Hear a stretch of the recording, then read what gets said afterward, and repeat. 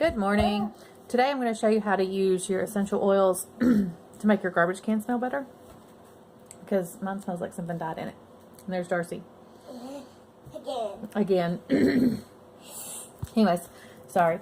So here is what the bottom of my garbage can looks like.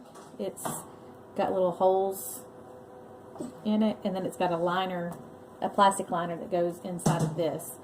I have the plastic liner outside with some thieves cleaner, and then I filled it up with water to kind of help sanitize it and clean it out. But what I'm going to do in here is I have grabbed a clothespin, and I'm going to use my Christmas spirit just because it's that time of the year and I like the way it smells. And I'll take it and I'm going to just put one drop on it and let it soak in for just a second, and then I will just clip it onto the bottom of my garbage can so that once I put my liner back in it and then put a plastic bag back in it, it will sit right on top of that, and it will help make my garbage can smell better, because we all don't want no stinky garbage.